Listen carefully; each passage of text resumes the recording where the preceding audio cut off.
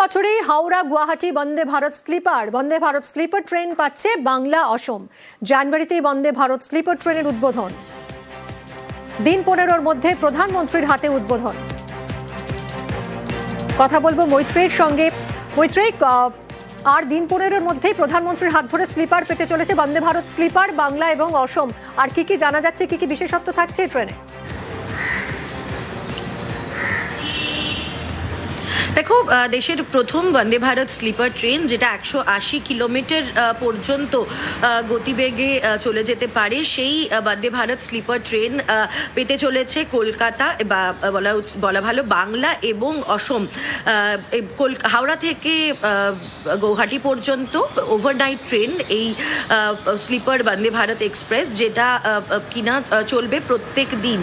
কলকাতা থেকে মাফ করবে, হাওড়া থেকে গৌহাটি এই ট্রেন চলবে। তাতে 16টি বগি থাকবে, এসি 3 টায়ার, এসি 2 টায়ার এবং এসি ফার্স্ট ক্লাস থাকবে। তাতে খাবার দাবার ব্যবস্থা থাকবে এবং অত্যাধুনিক বন্দোবস্ত করা হচ্ছে, যেহেতু এটা হাই স্পিড ট্রেন। এবং আজকে রেলমন্ত্রী অশ্বিনী বৈষ্ণব তিনি ঘোষণা করেন এই ট্রেন চলতি মাসেই উদ্বোধন করা হবে এবং উত্তর পূর্বের জন্য এই কমিটমেন্ট তাদের। তবে মনে রাখতে হবে যে এই দুই রাজ্যে, যে দুই রাজ্য প্রথম বন্দে ভারত স্লিপার ট্রেন পেতে চলেছে, সেই দুই রাজ্যই কিন্তু ভোটমুখী।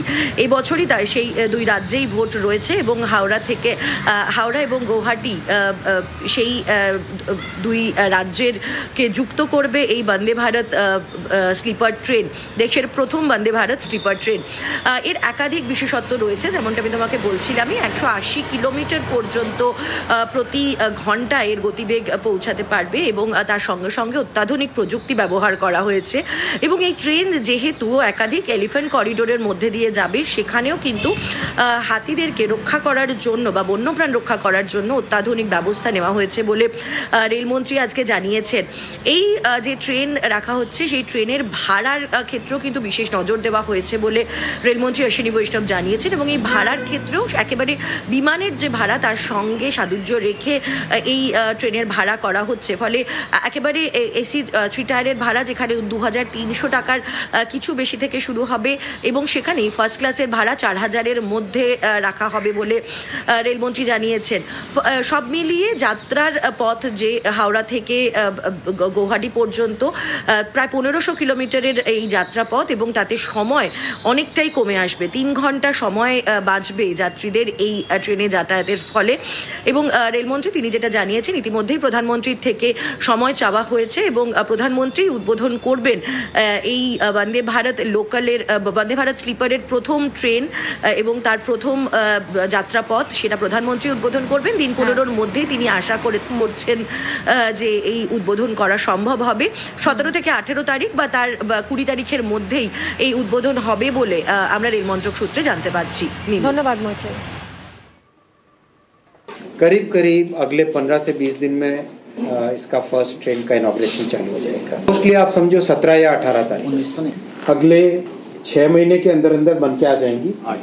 8 गाड़ियां और 6 महीने में बन के आ जाएगी और इस साल के एंड तक करीब 12 ट्रेन बन के रेडी हो जाएंगी। टाइम टेबल बहुत जल्दी आपके सामने आ जाएगा। बेसिकली इवनिंग में रवाना होगी, डिनर सर्व करेंगे और उसके बाद में मॉर्निंग में टी और उसके बाद में डिपो।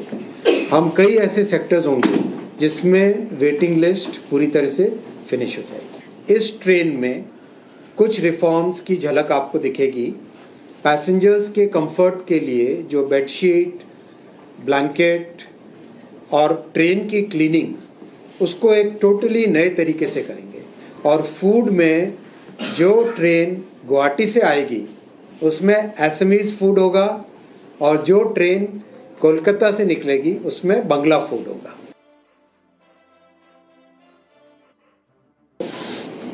गुवाहाटी हावड़ा का माने गुवाहाटी कोलकाता का जनरली एयरलाइन का फेयर होता है 6 to 8,000 रुपीस के आसपास का होता है।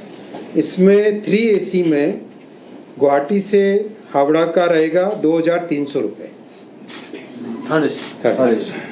बहुत कंफर्टेबल है, विद फूड है कंप्लीट। और 2 AC का रहेगा करीब 3000 रुपीस। फर्स्ट AC का 3600।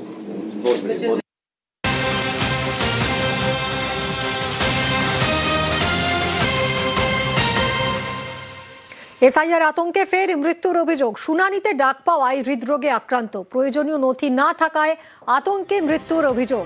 2002 সালের তালিকায় ছিল না রহিমা বিবির নাম। শুনানির আগেই হৃদরোগে আক্রান্ত হয়ে মৃত্যুর অভিযোগ। বাঁকুড়ায় বিষ্ণুপুরের লেদারঘাটের ঘটনা। হার্ট অ্যাটাক করে মারা গেছে। নোটিশে এসেছিল, ডেকেছে 2 তারিখে যাবার, ঠিকও হলো। আমরা চারিদিকে ওই টেনশন ঢুকে গেল।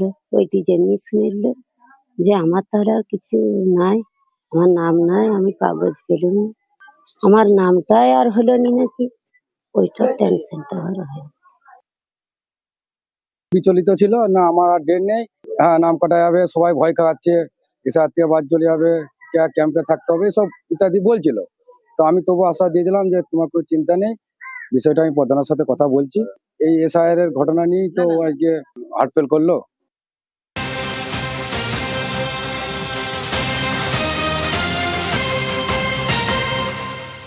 স্বরূপনগরেও এসআইআর আতঙ্কে মৃত্যুর অভিযোগ। সঠিক কাগজপত্র না থাকায় আতঙ্কের অভিযোগ। 27শে ডিসেম্বর শুনানির পর থেকেই আতঙ্কে হৃদরোগে আক্রান্ত হয়ে মৃত্যুর অভিযোগ। 60 বছরের সুলতান সর্দারের মৃত্যুতে চাঞ্চল্য ছড়িয়েছে। উত্তর 24 পরগনার স্বরূপনগরের স্বরূপদা গ্রামের ঘটনা। 4-5 দিন আগে নোটিশ আসে, তো এসআইআর জন্য এবার সেই নোটিশ নিয়ে আব্বা যায়। যাওয়ার পরে ওখান থেকে বাড়ি এসি আব্বা ওই যে বিছানায় শুয়ে পড়লো, আব্বার আর তুলতে পারলাম না। মৃত্যুর কারণ একটাই হচ্ছে ওই এসআইআর টেনশন, ওই জিনিসটাই আগে দূর করতে হবে আমার তো মনে হয়। তো মানুষ আমরা কেউ বাঁচবো না এমনি।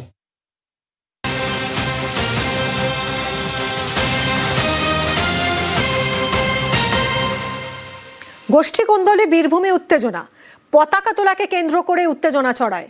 পঞ্চায়েত সদস্যের বিরুদ্ধে পতাকা ছিঁড়ে ফেলার অভিযোগ। প্রতিবাদে সরব বিরোধী গোষ্ঠীর সদস্যরা। বীরভূমের দুবরাজপুরের ঘটনা। দেখুন কি হয়েছিল সেই সময়।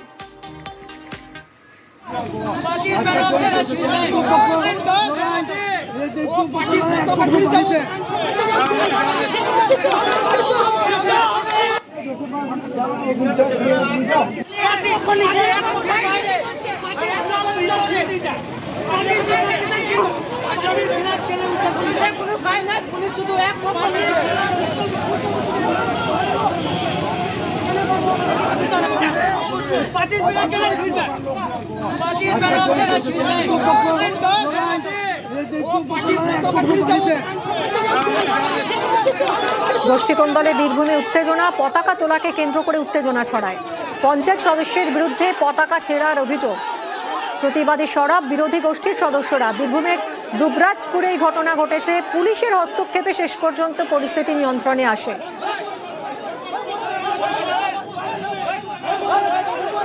কথা বলবো, সুপ্রতিম রয়েছে সঙ্গে। সুপ্রতিম, এইরকম একটা পরিস্থিতি তৈরি হলো কেন? দেখো, যে আজকে পরিস্থিতি এরকম সৃষ্টি হয়েছিল সেটা যে দুবরাজপুরে হেতমপুরে, এবং সেখানে যখন আজকে তৃণমূলের প্রতিষ্ঠা দিবসে যে পতাকা তোলা হয়, সেই পতাকা নামিয়ে ছিঁড়ে ফেলার অভিযোগ হচ্ছে তৃণমূলের আরেক গোষ্ঠীর বিরুদ্ধে।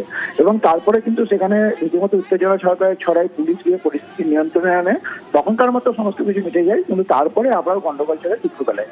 দুবরাজপুর থানাতে এক পক্ষ যখন ডেপুটেশন দিতে আসে, তখন উপপ্রধানের গোষ্ঠী কিন্তু তারা সেই দুবরাজপুর থানার মধ্যে ঢুকে যায়, এবং পুলিশ তাদের যখন বের করে দিতে যায় তখনই কিন্তু উত্তেজনা ছড়ায়। পুলিশের সঙ্গে বাঘ বিতণ্ডা, ধস্তাধস্তির মতো পরিস্থিতি তৈরি হয়, যথেষ্ট উত্তেজনা সেখানে। এবং তারপরে কিন্তু পুলিশ, আরো অনেক পুলিশ আছে এবং পরিস্থিতি সামাল দেয়। তবে এই মুহূর্তে কিন্তু পরিস্থিতি নিয়ন্ত্রণে রয়েছে। ধন্যবাদ সুপ্রতিম। 2-একটা মেম্বার আছে, আর বাকি কিছু লোককে নিয়ে আমাদের একজনের কাছে জোর জবরদস্তি করে হুমকি দিয়ে পার্টি অফিসের চাবিটা ওরা নিয়ে আর করে আমাদের যে ফ্ল্যাগ ছিল একটা, আর একটা পাইপ ছিল, সেই পাইপটাকে জোর করে বার করে ফ্ল্যাগকে ওরা এখানে টেঙে দেয়। দড়িটা খুলে গিয়েছিল, পতাকাটা হালকা নেমে গিয়েছিল। আমি ওই পতাকাটাকে চেঞ্জ করছিলাম, সেইটাকে ওরা এসে আমার সাথে অশান্তি করে, ঠেলাঠেলি করে, এবং আমাকে পার্টি অফিসার ওইখানে আটকে রাখে। পার্টির পতাকা কোনো মেম্বার ছিঁড়তে পারে? এটাকে ভুল বার্তা করে অশান্তিটাকে বাড়াবার জন্য এইভাবে অশান্তি করছে। এখানে পতাকা আমরা তুলি, হঠাৎ করে আমরা দেখি একজন ব্যক্তি এসে পতাকাটা নামিয়ে দেয়। আমরা এসে দেখি পতাকা পড়ে রয়েছে, ছেঁড়া রয়েছে, সে পতাকা একটা নতুন পতাকা মারার চেষ্টা করি। আমি মনে হয় এটা কেন করলো, তোমার যদি মনে হয় যে আমরা একটা পতাকা তুলবো, তুমি আলোচনা করতে পারো, আসতে পারবে এক জায়গায় কেন আমরা যেখানে করছি, তাহলে ওরা বলতে চাইছে যে আমি দলের সবকিছু এইটা প্রমাণ করতে চাইছে, সেটা প্রতিবাদে আমরা কিন্তু প্রতিবাদ করেছি। এর জন্য আমরা প্রশাসনকে সঙ্গে সঙ্গে জানিয়েছি। তিনি তো তৃণমূল করেন, তো অথচ পতাকা কেন নামালেন তিনি? ওনার ব্যক্তিগত উনি বলবেন। হেতমপুরে কি দ্বন্দ্ব এখনো রয়ে গেল? দেখুন, দ্বন্দ্ব নাই, গুটি কয়েক লোক যারা দলের কোনো নির্দেশ মানে না, যারা দলের নিয়ম শৃঙ্খলা জানে না, তারাই করছে।